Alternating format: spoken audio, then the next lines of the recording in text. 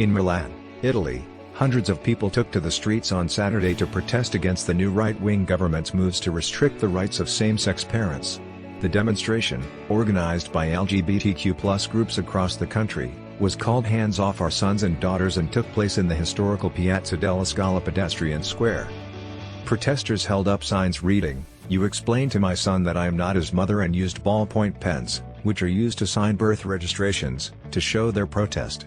The event was attended by Milan's mayor, Giuseppe Sala, who had earlier tweeted his support of same-sex families.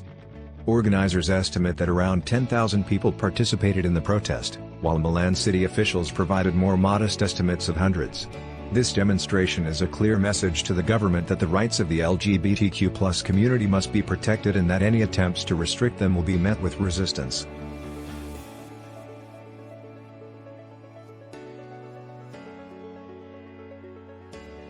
Our fourth news is the potential collapse of Boris Johnson's political career. The former UK Prime Minister is facing an investigation into whether he misled Parliament about breaking COVID-19 lockdown rules. Despite his resignation as Prime Minister, Johnson still has supporters within the Conservative Party who believe he could make a comeback due to his perceived Midas touch.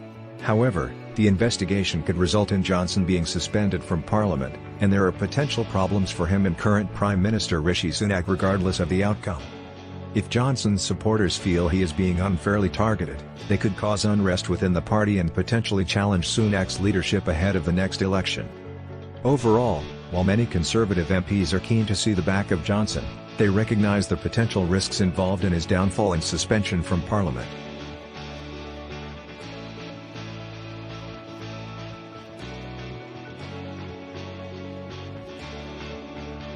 Our third news is China's surprise rate cut.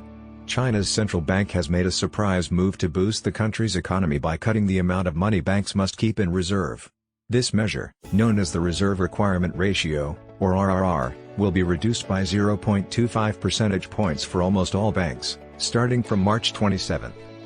The BOC's decision comes in response to global financial market turmoil, sparked by the failure of some regional U.S. banks and ongoing concerns about the health of Credit Suisse.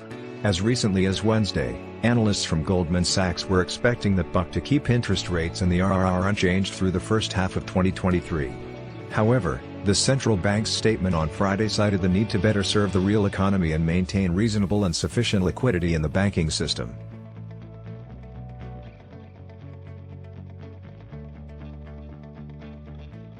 Our second news is NATO fighter jets intercepting Russian jets. In a recent statement from the UK's Royal Air Force, RAF, it was revealed that British and German fighter jets had intercepted a Russian military aircraft near Estonian airspace. This is the second such encounter this week as NATO carries out joint air policing efforts in the region.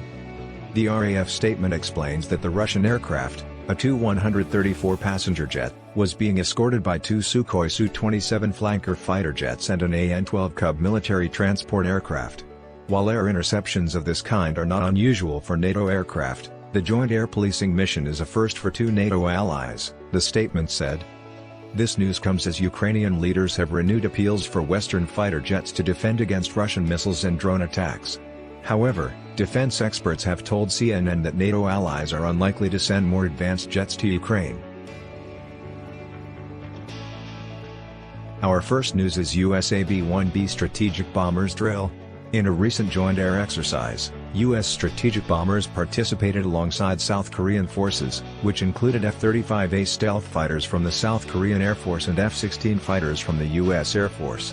The drill, part of the Freedom Shield joint exercise, was held on Sunday, the same day that North Korea carried out a suspected ballistic missile test. The South Korean Defense Ministry declined to confirm whether the air exercise with the U.S. bombers took place before or after the missile launch. North Korea has a history of responding to what it perceives as provocations by the U.S. with bellicose threats. The latest missile test by North Korea follows a series of similar launches, including one of a long-range ballistic missile last week, as leaders from South Korea and Japan were meeting in Tokyo. North Korea has accused the U.S. and South Korea of escalating tensions with their joint military drills. While the situation on the Korean peninsula remains tense, the joint exercises demonstrate the commitment of the U.S. and South Korea to maintain a strong defense posture against North Korean aggression.